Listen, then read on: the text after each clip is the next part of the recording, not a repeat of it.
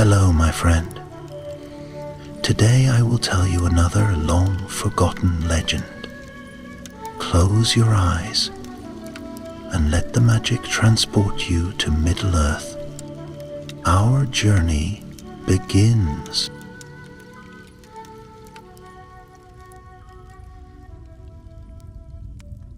In the long-forgotten folds of the world, where the silver river Anduin whispered secrets to reeds and willows, there lay a quiet land nestled in the shadows of the misty mountains. It was not a place marked on the maps of kings or scribbled into the dusty ledgers of elves and men. No, this was a softer land, hidden, winding, and hushed, a stretch of marsh and field where the grasses bowed to every breeze and the stars hung low enough to kiss the water. There, long before the Fellowship set foot upon their great journey, before Sauron's name stirred dread in the hearts of hobbits, and even before Bilbo Baggins dreamed of dragons and riddles, there lived a simple folk known as the Stoors. These hobbits were not so different from others of their kind, though they bore broader shoulders, darker hair, and a heartier taste for river things, fish and frog, eel and cray. They lived in burrows and huts built snug against the riverbanks, their feet muddied, their days gentle and round. Among the Stoors, one might have noticed a boy called Smeagol. He was curious, even by hobbit standards, and curiousness in hobbits is no small thing. His eyes, wide and dark like pools after rain, missed little, be it a shimmer beneath the water's surface or the glint of something tucked away in an elder's pouch. He asked many questions, far more than most could bear to answer. Some found his inquisitiveness charming, others tiresome, but none could deny that he saw the world with sharper edges and stranger lights than the rest. Smeagol's grandmother, a matronly hobbit with moss-colored eyes and a laugh like the creaking of an old willow, often said he was born under a restless star. "He'll wander where others won't," she'd mutter, darning his socks with fingers that trembled slightly with age. "And he'll see things best left unseen." Smeagol liked the river best. When others played in the meadows or danced to fiddles at twilight, he wandered alone along the water's edge, toes dipped in mud, hands trailing over the tops of reeds. He spoke to dragonflies, followed turtles as they slipped through lily roots, and once claimed to have seen a fish with golden scales that sang when the moon was full. The others laughed, gently but dismissively. Stoors were grounded folk after all, and tales of singing fish were better left to wandering bards and elvish dreams. But Smeagol believed in what he saw. More than that, he trusted the silence of the marshes, the deep humming stillness that wrapped around him like a cloak. He knew it was not empty. It held stories.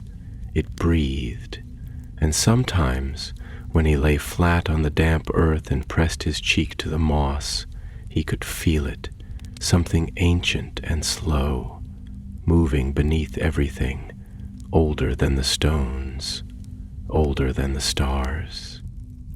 He had a cousin named Deagle, full of cheer and laughter, with a talent for fishing and an easy way with words. They were close, as cousins often are among hobbit kind, and spent long hours together in their coracle boats, drifting silently with the river's mood. Smeagol would ask his questions, and Deagle would make up stories for answers. Tales of river spirits and treasure hidden in the mud, of old kings who turned into frogs and waited for kisses that never came. Smeagol liked these stories, even if he suspected they were made up. They made the river feel even more alive. One spring morning, when the earth was soft and the willows wore veils of bright green, the two set out together, paddling beyond the familiar bends of the river. They were older now, nearly of age, and the world tugged at their edges like a rising tide.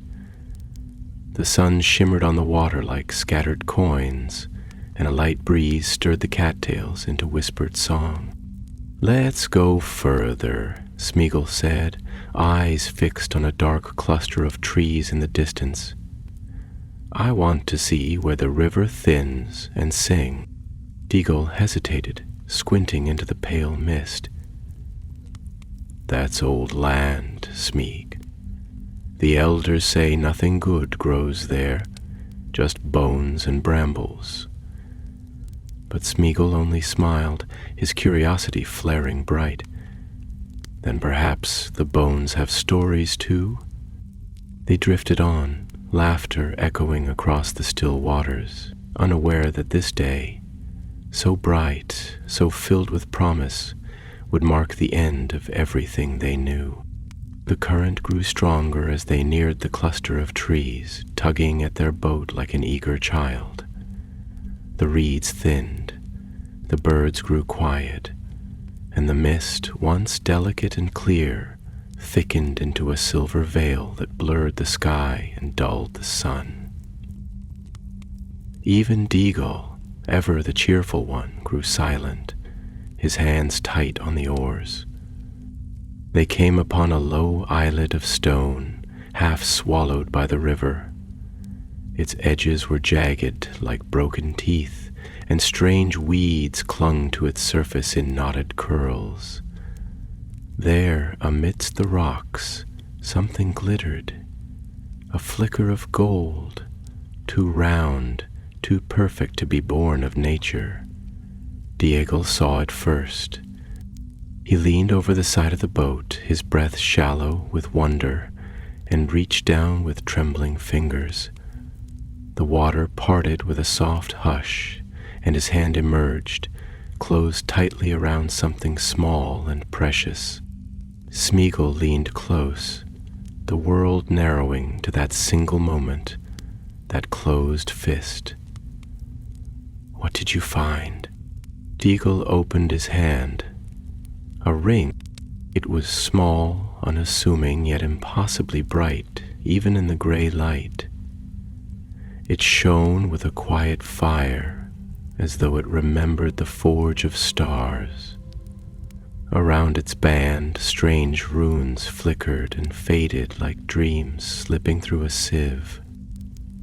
It sang, though not with voice, a silent hum that reached into the heart and pulled. Smeagol's breath caught. Something inside him stirred. Longing, yes, but something darker too. A whisper coiled and ancient. "Give it to me," he said softly. Deagle looked up, startled. "What?" "The ring. It's mine. I saw it in a dream, long before today. It's meant for me." Deagle's brow furrowed, the gold still glinting in his palm. "But I found it." Smeagol's eyes darkened. "Give it to me, Deagle." The mist thickened. The river slowed, as though holding its breath. And somewhere, far beyond the reach of the gladdened fields, a shadow stirred. The silence that followed Smeagol's words was not the silence of peace or pause, but the kind that weighs upon the air like a storm held back by a trembling dam, pregnant with tension so thick that even the reeds seemed to recoil, bending low as if they dared not listen too closely to what had just been spoken aloud. The river stilled, unnaturally so, its gentle music fading into something more solemn, as if it too had heard the voice of the ring, and remembered things older than memory, things that slept beneath the water and wept in stone. Deagle held the ring in his open palm, the skin of his hand paling around it, as though the metal drank light and warmth alike. His brow creased not just with confusion, but with something deeper, a sorrowful hesitation, a realization that the simple world of their fishing and laughter had tilted, subtly but irrevocably, and that the cousin he had known and loved since boyhood was no longer looking at him with the eyes of a boy, but with the gaze of something older, hungrier, and frighteningly distant. "Meagle," he said at last, and his voice came softly, hesitant and low, like wind stirring among dry cattails. "Why do you want it so? It's only a trinket, is it not? A golden thing, bright and strange, yes, but there are other treasures in the river, more beautiful than this. We have found crystals shaped by time, old coins from forgotten boats, even teeth of beasts long dead. What calls you to this ring so strongly that your voice carries steel?" Smeagol did not answer immediately. He watched the ring, not his cousin, and when he spoke, his voice was quieter still, yet darker, more intense, as though drawn from the well of his very marrow. "It is not just gold," he murmured. "It is not just a thing to wear upon a finger or to hide in a box beneath the hearth. I can feel it, Diagol. I can feel it calling, not with words, not with voice, but like a dream you do not remember yet cannot escape. It shines with more than light. It shines with purpose. And when I look upon it, I remember things I have never seen, and feel things I have never known. It is as though my heart has waited its whole life for this one thing, though it never knew it waited. Like a plant grown toward sun it has never seen." The ring sat there, patient and gleaming, the runes upon it flickering faintly like dying embers. Even in the misty gray light it seemed to radiate warmth, though the air had grown cold. The mist curled around them like the breath of old ghosts, and the trees on the distant banks loomed larger, darker, as if drawing closer without moving. Deagle's expression twisted with something like pity mingled with fear. "But it is not alive," he whispered. "It is not a friend, Smeagol. Whatever dreams it puts in your heart, they are not your own. The river has taught us to listen. Do you not feel the warning in its hush, the way it stares without sound? This thing is like a stone dropped into calm water. It will spread ripples beyond what you can see." Smeagol's gaze snapped to him then, sharp and full of shadows, and though his face still bore the softness of youth, something in it had hardened, as if the bones beneath the skin had shifted ever so slightly into a mask more ancient, more stern. "You speak of warnings," he said slowly, the words unwinding like vines from a forest floor. "But what of fate, cousin? What if some things are not accidents? What if this ring is a gift, meant for one who understands it, who can keep it safe, who can learn from it and grow strong in its wisdom? The old stories speak of lost treasures, of heirlooms made by kings and sorcerers. Perhaps I am meant to find it, and you were only the hand that reached down, no more than the branch that brushes the surface before the fruit is plucked. Can you not feel it? It knows me." The ring pulsed, just once, as though agreeing, and Deagle's eyes, wide with unease, began to fill, not just with fear, but with mourning, as though he could already see the echo of what would come from this moment, stretching outward like the arms of some black tree into a forest of sorrow. Still he clutched it close, unwilling to surrender, not out of greed, but from a conviction of love, an understanding that what lived now in Smeagol's voice was not what had been. that a shadow had slipped its roots into the boy he had shared bread and stories with by firelight. "I cannot give it to you," he said at last, his words heavy and slow, weighted by the knowledge of what they might cost. "Not because I wish to keep it, but because I see in you a hunger I do not understand, and it frightens me. I would rather throw it back into the water than see it hollow you from the inside. There are lights that dazzle, Smeagol, but lead us into caves." For a moment the world stood still. Even the air seemed to withdraw, holding breath.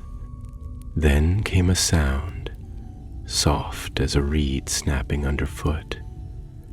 Smeagol moved, not with anger, nor even with desperation, but with a terrible calm. His hand reached out, slow, certain, and his voice was no longer pleading, but quiet and hollow. "Then you must not have it either." What followed was not a struggle in the way of warriors or beasts, but something more tragic. A grasping, a falling, a tangle of limbs in the slow churn of mist. The boat rocked once, gently. The birds did not call. The river, ancient and full of memory, bore witness in silence as one cousin lay still upon the stones and the other knelt beside him, trembling, breath shallow, hand shaking as it closed around a golden ring. And above them the sky turned to steel. The mist swallowed all, and a new name stirred in the hush beneath the earth: Gollum. The wind did not rise in mourning, nor did the heavens open in weeping. There was no thunderclap, no dramatic parting of clouds to mark the sundering of something ancient and sacred. Instead, the world around Smeagol seemed to inhale slowly, deeply, as if gathering its breath not to cry out, but to remember. The trees stood still in their ancient vigil, their roots coiled in the mud like forgotten thoughts, and the reeds whispered nothing, only swayed faintly, as though unsure whether the air had truly shifted. The river, ageless and unreadable, bore Deagle's body away in silence, cradling it as a mother might a fevered child, the water curling gently around limbs now stilled and eyes now closed, drifting like a secret too heavy for words. Smeagol remained kneeling on the dark stones, his hands damp and trembling, not only with the water that had splashed from the boat, but with something deeper, colder, and far less visible. In his palm the ring gleamed, not with the brilliance of joy or triumph, but with the steady pulse of something inevitable, like the beat of a distant drum that had been echoing since before he was born, a beat that he had always felt without understanding, like a forgotten song that lives in the bone. His breath came in shallow gasps, though he was not winded. It was as though the very act of breathing had become foreign, cumbersome, a strange ritual for a creature not quite of flesh anymore, not quite of earth. The light of the ring danced in his eyes, and there, behind the dark sheen of his pupils, something began to shift. Some sliver of shadow slipped through, not all at once, but carefully, deliberately, like ink dropped into clear water, swirling and claiming inch by inch. He murmured to himself then, not out of madness, not yet, but as a child might speak in the dark, unsure if he is alone, calling not for others, but for pieces of himself. He wouldn't give it. No, he wouldn't share. It was mine, yes, mine. It came to me, down in the deep water, waiting. It saw me. It knew. He raised the ring, holding it between thumb and finger, letting it catch the faint gray light that filtered through the heavy mist like the remnants of forgotten dawn. The gold was still warm, though the morning had turned cold. The metal breathed, or seemed to, as though the ring were not forged but grown, like something old and organic, a fruit from some terrible tree that no one dared to name. "You called to me, didn't you?" he whispered, his voice shaking not from fear but from awe, the kind of awe that trembles between worship and dread. "All my life I've been looking, though I never knew what for. I thought it was fish or riddles or stones that shone in the shallows. But it was you. You're the end of every question." The ring offered no answer, but Smeagol did not need one. The silence was confirmation, the stillness sacred. He cradled the ring close, pressed it against his chest, and closed his eyes. Around him the mist thickened again, creeping along the boat's edges and trailing fingers over the oars, like the world was tucking itself in for a long slumber, or perhaps curling in pain. As the hours passed, and he did not know how many, for time had become like water through cupped hands, he began to drift down the river alone, the boat moving not by paddle but by current. He did not steer it, nor did he watch the banks. Trees blurred by in hunched procession, their branches weeping toward the water, their leaves brown even though the season was green. The wind moved in little fits and flutters, like the breath of someone dreaming fitfully. It felt as though the world watched him now, not with the dispassionate gaze it offered to squirrels and birds and drifting clouds, but with something closer to concern. Or was it recognition? He began to murmur more, long strings of thought that came without effort, as if someone else were shaping them, his voice echoing strangely in the hollow of the fog. Meagle. Yes, Meagle. That's what they called me. A name like soft grass and warm bread, like laughing in the shallows and finding frogs beneath stones. But that name doesn't fit anymore, not with you near.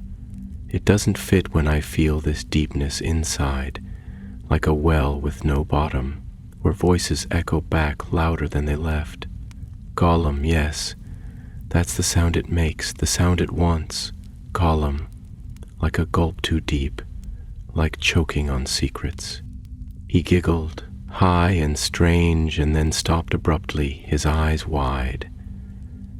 The trees whispered overhead, not with words, but with a rustle like pages turning in a book that was not meant to be read aloud.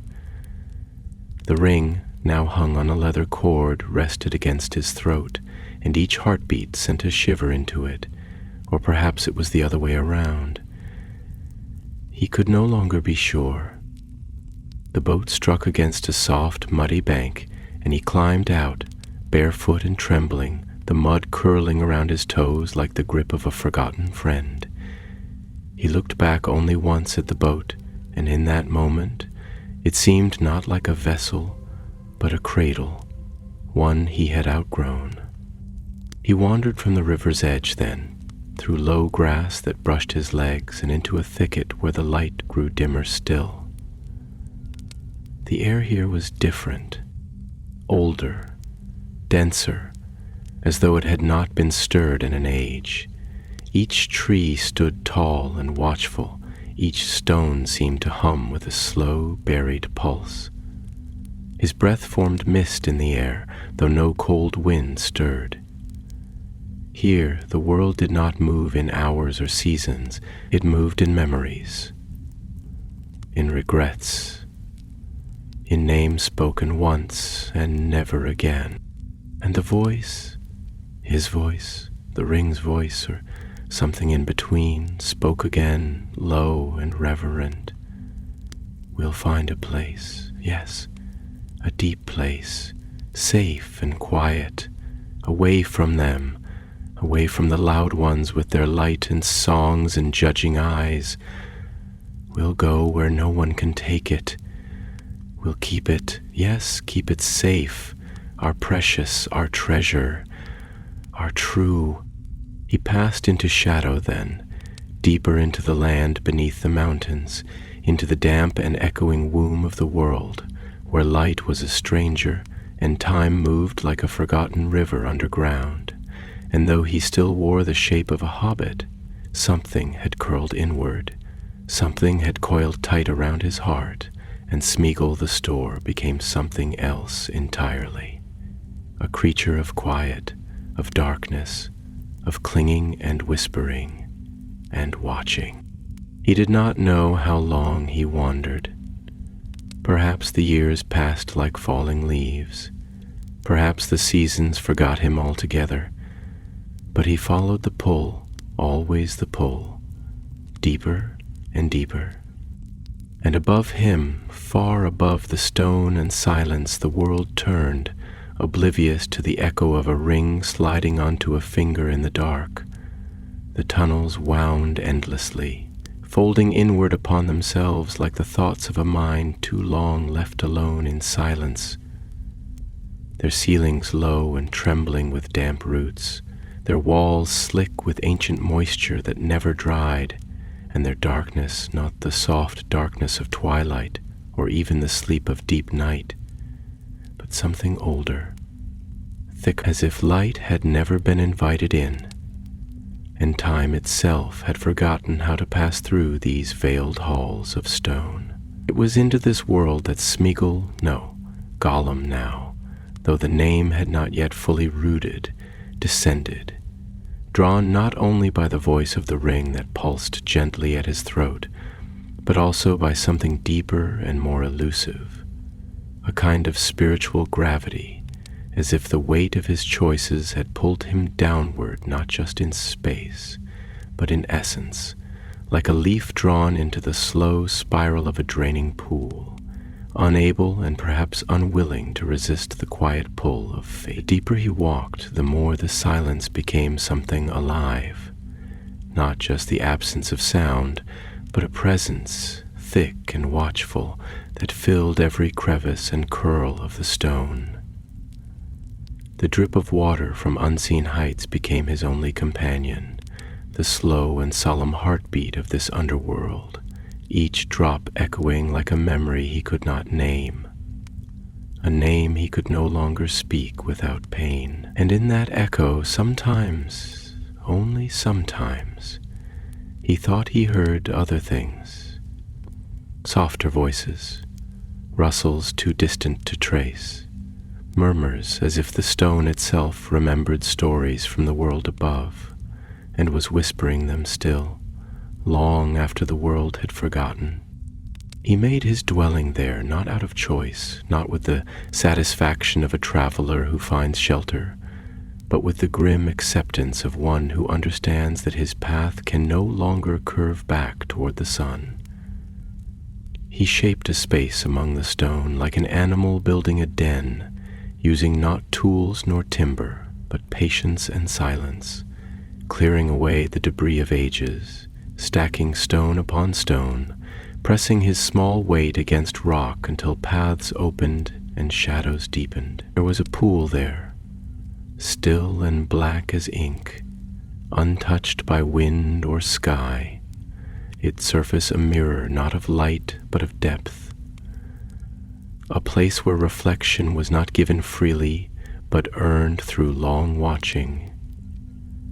This he made his center, his eye, his world, and in the quiet of that subterranean tomb, Gollum began to speak, not to others, for there were none, and not to himself in the way a man might talk in solitude to preserve his sense of self, but to a presence, a weight, a will, that had curled around him like ivy on a crumbling wall, that had seeped into him with the inevitability of dusk falling over a forgotten field. He would cradle the ring in his thin, damp hands, his fingers always trembling, not with cold, though the cave was chill, but with reverence and the faintest touch of fear, and he would whisper to it, as one might whisper to a god of uncertain favor. "Precious," he would murmur, the word falling like a kiss, like a plea, "my own, my bright, my secret, my always. You are the only thing that stayed. You are the only one who knows. And then he would pause, the silence pressing against him like a tide, and sometimes he would answer himself, not in mockery or madness, but in the divided tones of a soul at war with itself, torn between longing and loathing, between the need to keep and the terror of being kept. "But what are you, truly?" he would ask, his voice softer, more pained, as though peeling away the edges of a wound not yet healed. "Are you a gift, a curse, a teacher of secrets, or a jailer of hearts? You show me things, yes, yes, beautiful things, bright things, glorious paths, but you also whisper in ways that hurt. You twist, you bind, you make me forget, and yet I cannot let go." And the ring would say nothing, but its silence was louder than a scream. Its silence filled the cave. Its silence echoed in his bones. He began to fear the light, not because it hurt his eyes, though in truth even the faint glimmer of glowing fungus along the wet cave wall stung like flame now, but because light meant scrutiny, exposure, the possibility of being seen and judged, not only by others but by himself. In the dark, he could hide. In the dark, he could become.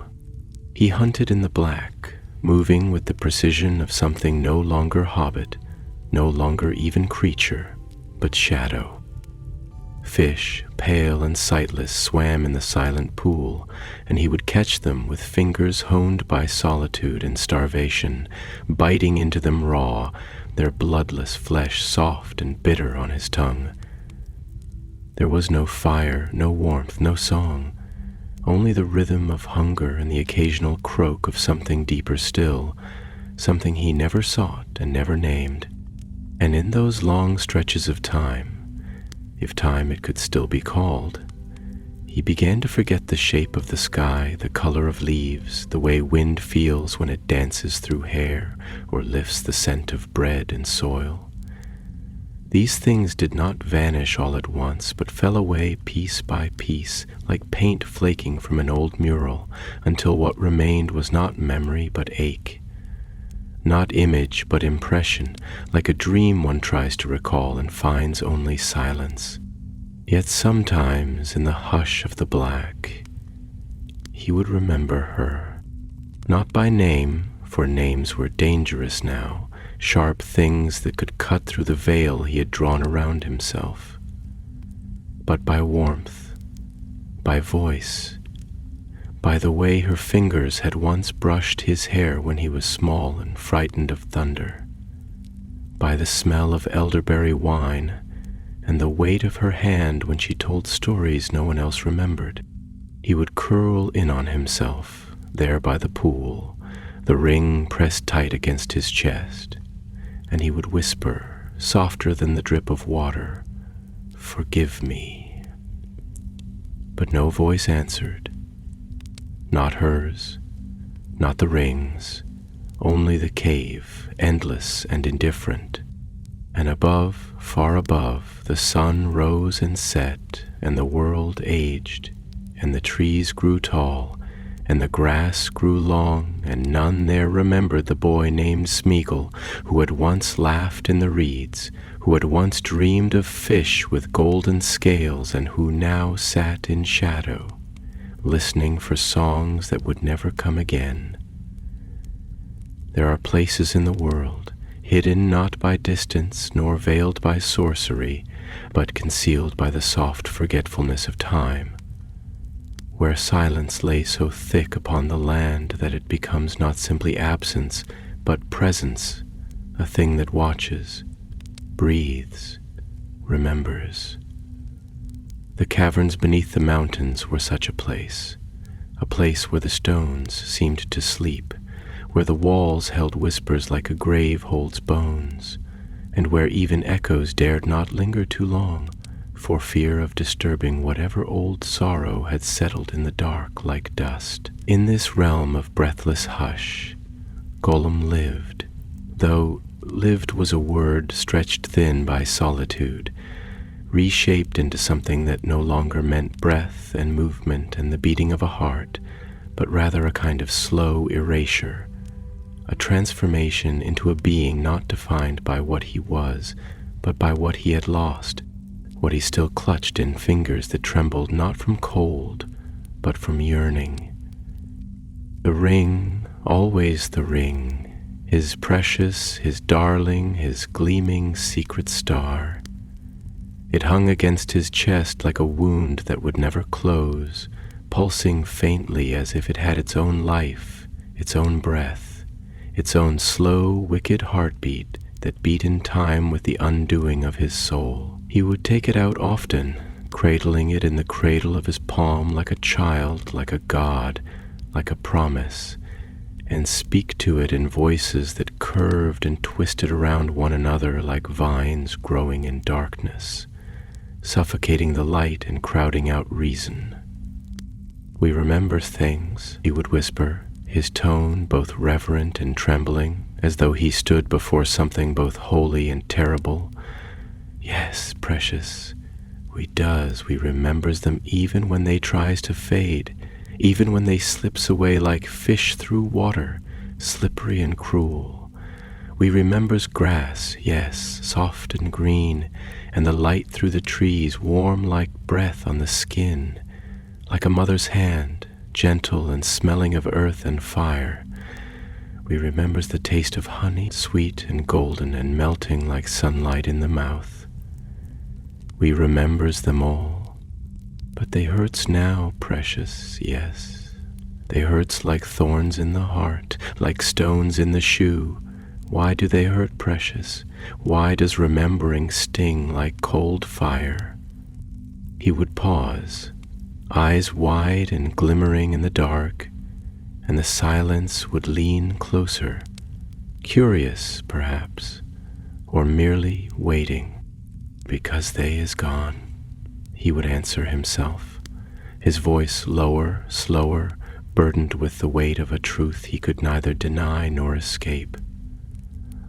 Gone, gone forever, and the gone things digs at us, digs with little claws and cold fingers, scrapes at the inside of our skull until we wants to scream, but there's no one to hear, no one to care. And the cave would listen, as it always did, with the still patience of stone, its walls sighing now and then as if exhaling the sadness of ages. The moisture on the ceiling weeping in tiny drops that struck the pool with soft blinks, each one a slow, rhythmic reminder of the unrelenting passage of time.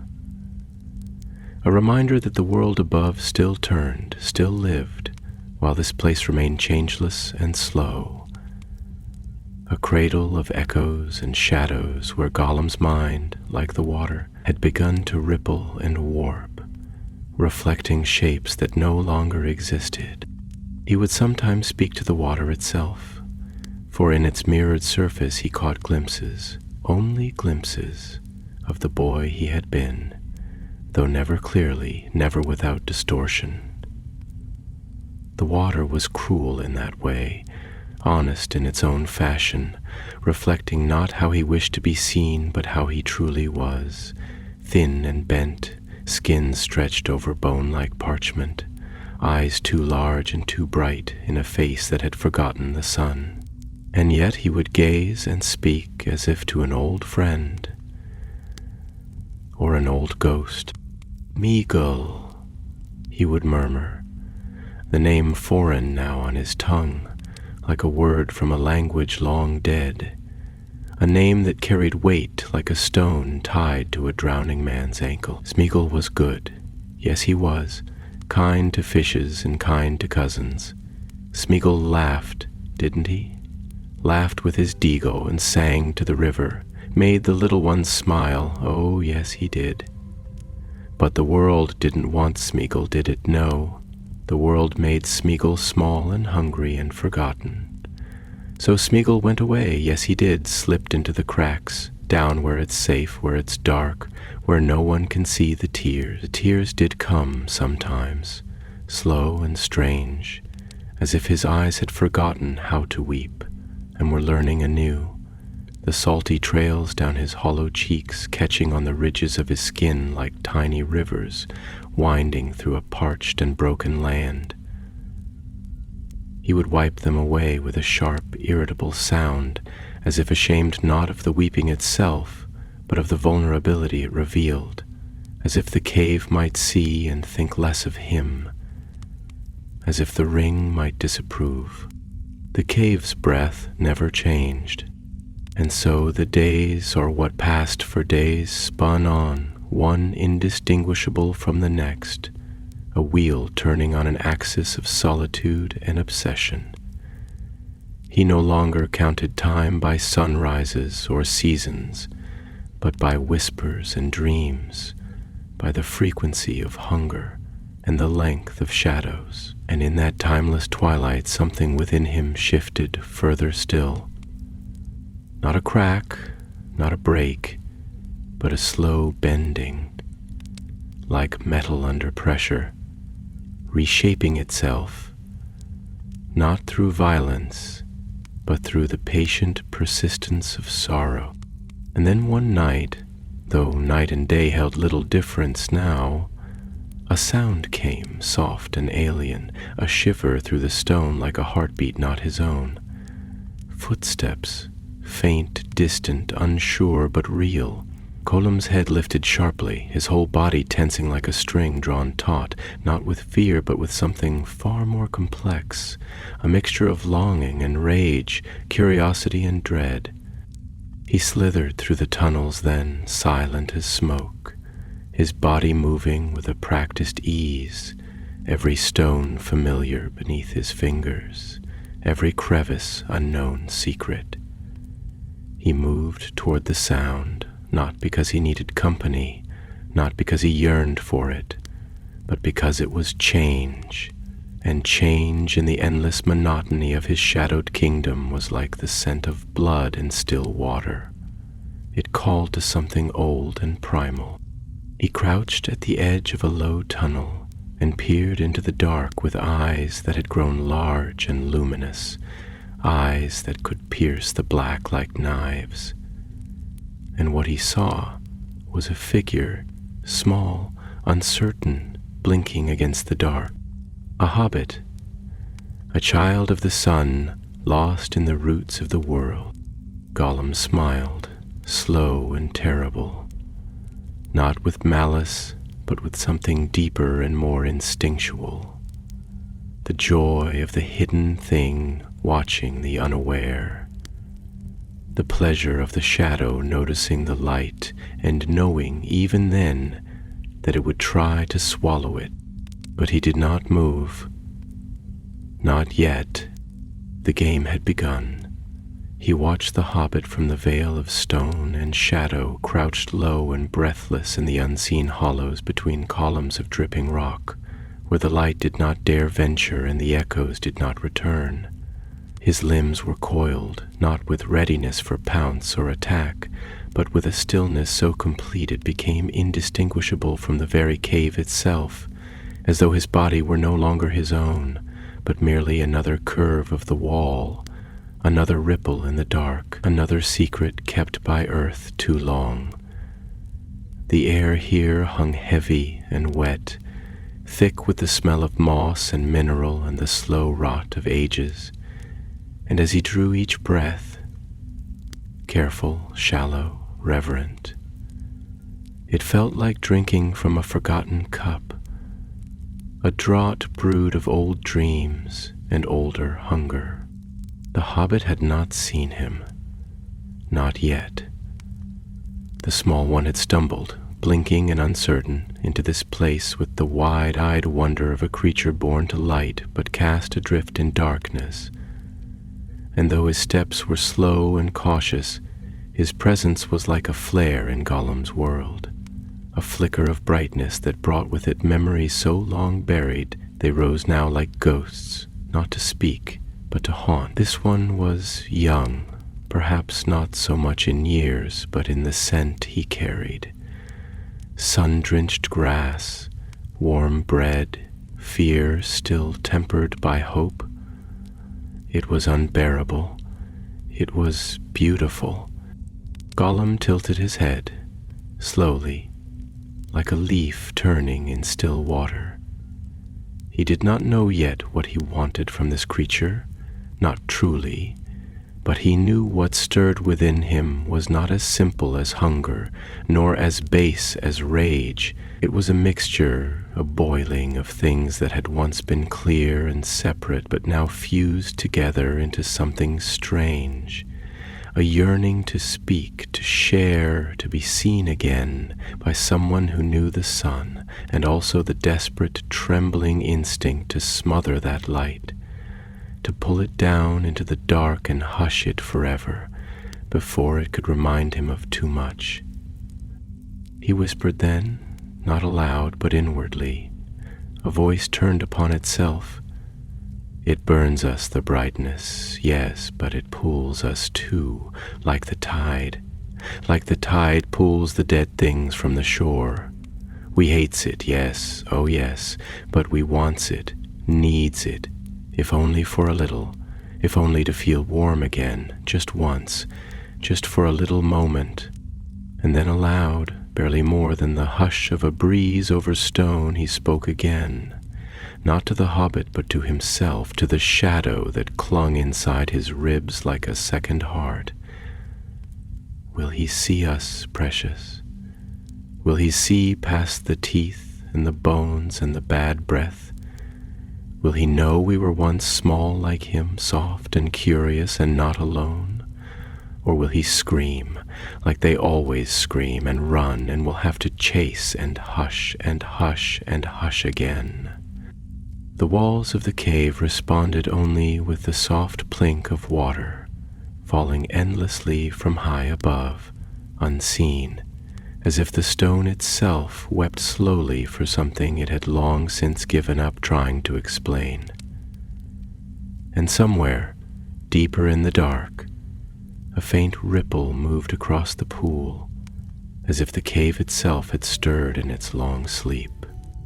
The hobbit he had sat now, resting against a cold wall, rubbing his feet and muttering to himself words too distant to be understood, though Gollum's ears, honed by silence, caught the rhythm, the cadence, and with it a faint, aching familiarity.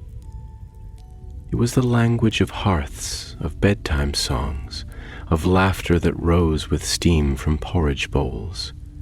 It was the sound of a world Gollum had buried beneath layers of memory and stone, and hearing it now was like a knife drawn, not across skin, but soul. A part of him wanted to crawl out from hiding, not to harm, not yet, not at all, but to speak, to whisper from the edge of shadow and ask, gently and imploring, "Do you remember rivers? Do you remember dancing in the marsh light and finding frogs that sang at dusk? Do you remember a name that was once soft on the lips, that meant root and home and safe?" But instead he crouched lower, his fingers gripping the stone so tightly that the skin split along his knuckles, though he did not feel the pain. Pain was a language he had grown fluent in long ago. It no longer surprised him, and so it no longer mattered. Still, the presence of the hobbit was unbearable in its beauty. Gollum felt it like a mirror thrust before a face too long in the dark, blinding, sharp, intimate. And what frightened him most was not the hate it stirred, but the love. The deep old longing to be near something warm, to speak without echo, to hear a voice that was not his own. He thought of speaking then, truly speaking, not snarling, not hissing, not riddling in half-mad rhymes, but simply saying, "I was once like you." But he did not. Instead, he retreated deeper into the cracks, curling around the ring like a child clutches a toy in a house gone cold. And as he rocked there in silence, the walls seeming to breathe in sync with his slow, ragged breaths, he whispered again in a voice worn thin by years and sorrow, "He won't stay. None of them stays. They finds their way back to the light, or they dies. Either way they leaves us, precious, and we stay." The cave seemed to nod in agreement, its air growing colder, its shadows stretching longer, and somewhere beneath the heavy hush of stone and sorrow, something in Gollum began to break again. Not loudly, not all at once, but with the soft, patient crumbling of an old wall, worn away by centuries of quiet rain. There are moments, rare and tremulous, in which the fabric of solitude, worn thin by the pressure of unspoken longing and the slow grind of passing time, begins to tear, not with sound but with sensation, like the brush of a feather against skin that has long since forgotten how to feel. And in that tearing, something, not quite hope, not quite fear, stirs from its sleep in the hidden places of the soul. It was on such a moment that Gollum, hunched and trembling in the cradle of the stone, first dared to let his voice slip free, not the guttural mutterings he had come to know so well, not the spiraling riddles he used to tangle his own mind into safe confusion, but a softer, almost human sound, a whisper laid bare not for manipulation or mischief, but for the sheer aching need to be heard. He watched the hobbit with unblinking eyes, crouched low in a cleft between two boulders that had grown slick with the moisture of ages, and though the shadows clung to him like old skin, he felt exposed beneath the quiet gaze of the newcomer, not because the hobbit had seen him, but because his presence had stirred the still pool of memory, sending ripples across waters that had been frozen for so long. And Gollum found himself afraid not of being discovered, but of being remembered. His voice cracked as it emerged, a whisper broken at the edges like bark peeled from a dead tree. "Hobbit, yes, we sees it now. Doesn't we, precious, bright little thing, all alone in the dark, all shivery and shuffling and soft, soft like we used to be, soft like moss underfoot, like cakes in the sun, like the old times when the world was warm and wide before it all burned down to ash and teeth." The hobbit startled. Of course he did, his head snapping to the left, then the right, eyes wide and shining with fear and curiosity, that perfect blend of wonder and wariness that only the very young or the very brave manage to carry into the dark. Gollum saw it, drank it in, and felt both comforted and flayed. He shifted closer, barely a breath, his feet making no sound upon the wet stone, as though the cave itself had agreed to carry his weight in silence. "Don't run," he murmured, and though he knew it was foolish, knew that the very sound of his voice would send most hearts racing with terror, he could not help but speak the words, as though speaking them made them true. "Please don't run, not yet, not ever. We've not come to hurt, no, not this time, just to see, to remember, to touch the old songs again." The hobbit said nothing, but his breathing had changed, quicker now, but not panicked, not yet. And Gollum could see the rise and fall of his chest in the dim light, could see the way his hands tightened around the leather straps of his pack, the way his eyes searched the darkness with the desperation of one who still believes rescue is just around some corner. And oh, how that hope hurt to watch, like sunlight glimpsed through a crack in the stone, bright and unreal. "I knows what you are," Gollum said more to himself than to the boy. "We remembers. Hobbits, Stoors, yes. hairy feet and hungry bellies and songs about gardens. We was one once, long, long ago, before the deepness took us, before the precious found us and made us new, made us safe, made us strange. He crept closer still, and now the hobbit could see him, truly see him. Not just a shadow or a whisper, but a creature of flesh and bone, bent and pale and stretched thin by years of darkness, with eyes like lamps that had burned too long and too hot and could no longer be dimmed. The hobbit gasped, but did not flee, and in that stillness Gollum felt something tremble inside him, something he had not felt in what seemed 1,000 lifetimes. Possibility. "I knows you're afraid," he said, and his voice was softer now, less rasp, more wind like leaves moving over old graves. "But fear is only the shadow of understanding, yes, just the shape of what we don't yet know. I feared the dark once, long ago, feared the silence, feared being left behind. And now I wears it like a cloak, wraps it round me like skin, but the fear, oh yes, the fear never goes, it only learns to whisper." The hobbit's lips parted, and for a long moment he said nothing. But then, softly, cautiously, like one placing a hand into cold water, he spoke. "Who are you?" Gollum flinched, not because the question was cruel, but because it was kind, because it was honest, because it implied that he still was something, someone worthy of a name. He did not answer at once. He turned instead toward the pool, toward the water that had watched him for all these long years, and he saw his reflection ripple there, not as it was, not truly, but as it might have been, had the world been kinder, had the ring never found his hand. A child's face, broad and round, with laughter in the corners and mischief in the eyes. He reached out, touched the surface, and the image broke.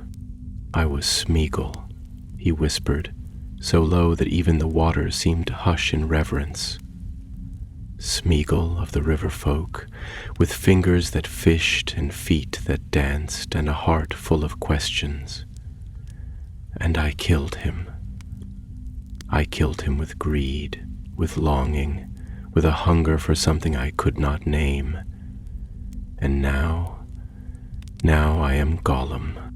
The hobbit said nothing. What could he say?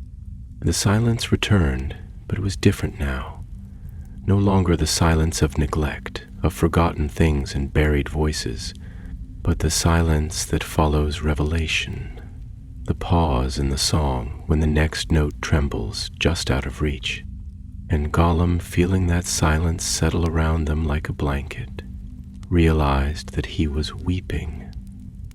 Not sobbing, not loudly, but weeping all the same. Tears falling in slow, bewildered trails down a face too long untouched by kindness. Tears that glittered like stars in the darkness and vanished before they could be caught. "I didn't want to be alone," he said. "I never wanted to be alone." The cave said nothing. The hobbit, too, said nothing. But he did not run, and that, for the first time in an age, was enough. And so the two of them sat there in the gloom, one born of the sun and the other swallowed by the earth, divided by time and fate and countless unspoken sorrows, yet bound in that fragile moment by the unlikeliest of threads. Shared breath, shared stillness, shared pain. The cavern around them, carved by water and shadow over the unhurried centuries, seemed to lean closer, not in menace, but in curiosity, like an old, sleeping beast, blinking open a single ancient eye to witness something rare and almost forgotten. A conversation not of sword or struggle, but of story, of memory, of the subtle ache that lives in every creature with a name.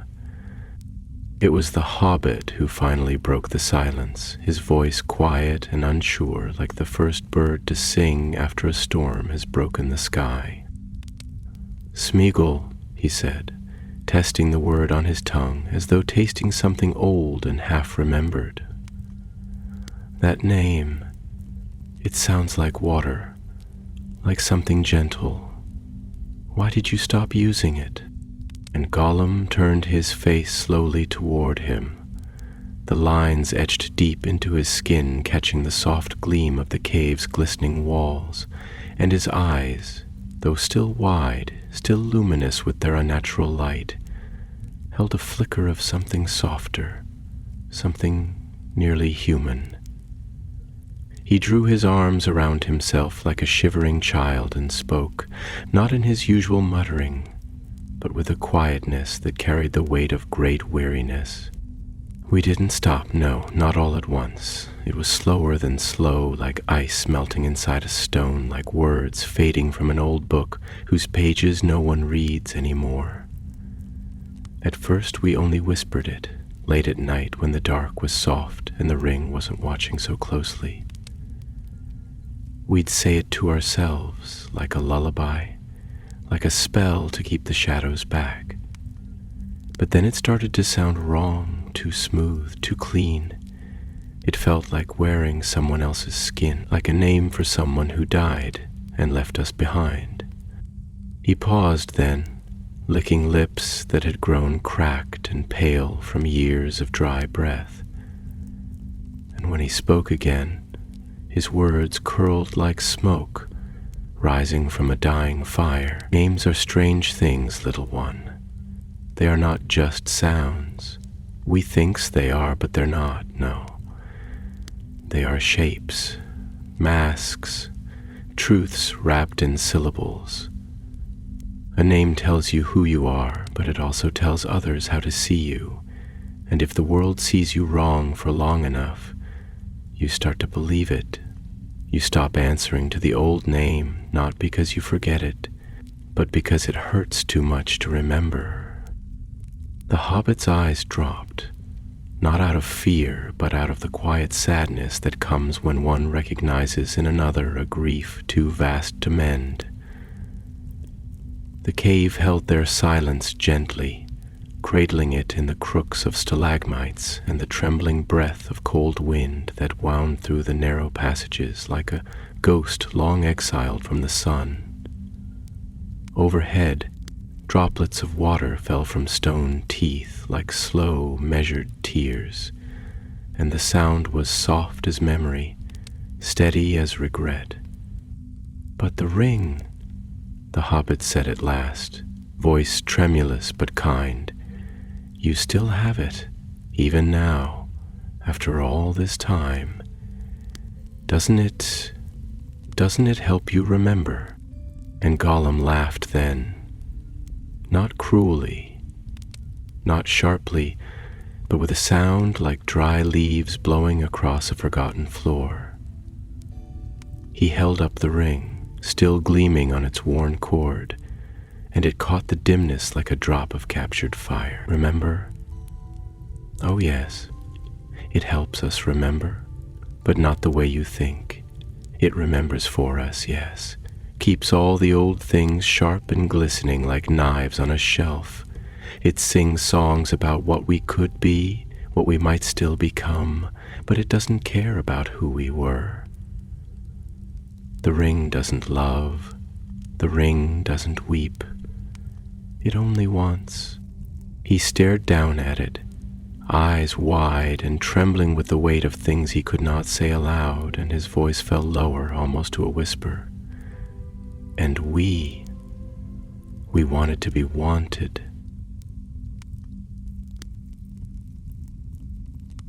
Not how it started, not power, not riches, not even magic, just to be wanted, just to be seen. The ring made us feel chosen, like a light had finally found us in the dark. But it was no light. It was a hole, a wound, and we fell in. The hobbit looked at him then, truly looked, and there was no revulsion in his gaze, no fear, only sorrow wide and deep, like the eyes of the earth when it watches its children forget how to listen. He reached out slowly as if to touch Gollum's shoulder, but paused, hand hovering in the space between them like a question left unanswered. Is there still a part of you that wants to come back, to return to the name, to the world above? Gollum did not move. For a moment, even his breath seemed to stop, and in that stillness, the cave seemed to hold its own breath, the stones leaning forward in hushed anticipation. I don't, he whispered, voice thinner than a thread of spider silk. Some nights, yes. Some nights the memories come like dreams, and we curl around them like blankets, pretend for a little while that we are still him, still whole. But then we wake, and the cave is still here, the cold is still here, the precious is still here, and the world above, it has moved on. It has no place for creatures who walk like ghosts and speak to shadow. The hobbit lowered his hand slowly, respectfully, and said nothing more. And Gollum too lapsed into silence, not out of fear or shame, but from the quiet exhaustion of bearing one's soul in the place where echoes forget to return. They sat there for a long time, the water whispering around them, the air heavy with unsaid truths, and the cave listening with the patient wisdom of something that had seen too many endings to be surprised by sorrow. And far above, where stars pricked holes in the night sky and the wind still told stories to the trees, the name Smeagol fluttered in the silence like a leaf that had not yet given up its branch. Time, in that place beneath the mountains, had long since ceased to behave like a river. It no longer flowed, no longer surged or ebbed with tides of sun or moon, but pooled, thick and unmoving, like a forgotten lake sealed behind stone, dark and untouched. And it was within that stagnant stillness that Gollum and the hobbit remained, not because they were trapped by walls or chased by fear, but because something older and deeper held them there.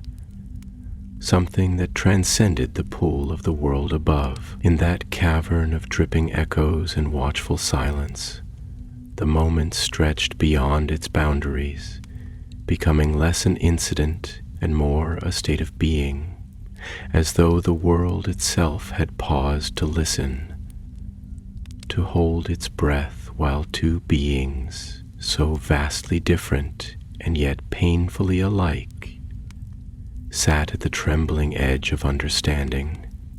Gollum, hunched and weary, his limbs folded like brittle twigs, still cradled the ring as one might cradle the last ember of a dying fire, not with reverence alone, but with dependence so complete that it no longer knew the shape of choice. His eyes, once fierce with madness, now shimmered with a strange and terrible clarity, as though something within him had cracked just wide enough to let the old light in, not blinding but soft, soft like memory, soft like the touch of rain on withered skin.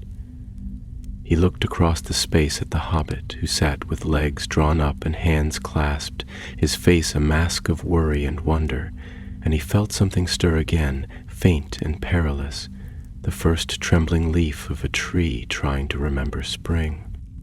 "There is a place," Gollum said, his voice thin as cobwebs stretched across stone. "A place I still see in dreams, not dreams like precious gives us, twisted and hungry and bright like knives, but real dreams, old dreams, the kind that rise from the bones when you've stopped pretending. It was a bend in the river, where the reeds grew tall and thick and dragonflies darted like sparks above the water, I would sit there for hours with Deagle before everything. We'd catch fish, talk nonsense, laugh like the world was made just for us. And sometimes, if the wind was just right, we'd hear the willows whisper. He paused, swallowing hard, and the silence that followed was not empty, but expectant, the cave around them listening, perhaps remembering too, for the breeze that had been still now moved ever so slightly, brushing against the water with a sigh like the shifting of old memories. I think, he continued, his voice slowing as though the words themselves were heavy with moss and sorrow, I think that place still lives somewhere. Maybe not in the world above. Maybe it's all changed now, built over, forgotten, but it lives here. And he tapped his hollow chest with a finger gnarled by time and want. It lives in the places I don't let the ring touch. But those places are small now, so very small. Like a single flame in a hall of shadow. The hobbit didn't speak, not immediately, but when he did, his words came not with urgency, but with care, as though placing each syllable down like stepping stones across a dark and trembling brook. Then why do you stay here? Why keep feeding the shadows when there's still a flame, however small? Isn't that flame worth more than all this darkness?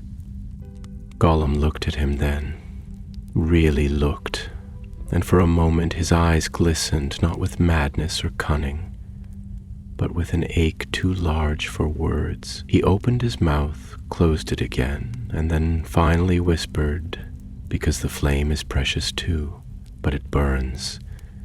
It reminds me. And sometimes pain is the only thing that proves you're still real. The ring, it numbs everything. It turns the world quiet, slow, manageable. But the flame makes me remember I had a name, and names are dangerous things. They're like roots, yes, roots that bind you to a self, and once you know who you were, you cannot look at what you are without breaking. He drew his knees to his chest then, wrapping his arms around them like a child shielding himself from storm. And for a long time neither of them spoke. The cave filled only with the gentle, ceaseless dripping of water, the soft shuffle of unseen creatures in the cracks, and the low, rumbling breath of stone settling deeper into its ancient sleep. The hobbit finally rose, slowly, as if the gravity of that place fought to keep him, and he took a step toward Gollum, not to threaten, not to command, but to offer, to open something in the air between them that had been closed for too long. Maybe, he said gently, you don't have to go back to what you were. Maybe you can be something else. Not Smeagol, not Gollum, just you, whatever that becomes. Gollum lifted his head slightly, the shadows of his face deepening in the flicker of the torch the hobbit now held, and for a heartbeat, something passed between them. Not friendship, not trust, but a kind of recognition, a silent understanding that both of them were, in their own ways, survivors of something vast and consuming. But the moment passed. I cannot, Gollum whispered, his voice barely there, a breath lost in the cave's long sigh. Not yet, maybe not ever. The ring, it is in me now, not in my pocket, in my breath, in my marrow. If I let it go, what will be left? The hobbit did not answer. Instead, he nodded once, turned and began to walk away, his small feet making almost no sound against the stone, the torchlight casting long, fluttering shadows along the walls as he went. And Gollum watched him go, watched until the light dimmed to a flicker and then to nothing. And still he sat, curled and small and ancient, holding his ring close, not with joy or greed, but with the mournful desperation of one who clings not to life, but to the memory of what life once felt like. And far above, where the stars turned unseen, and the grass danced in the wind with no one to watch, the world spun onward, indifferent to the name that echoed once more in the dark, Smeagol.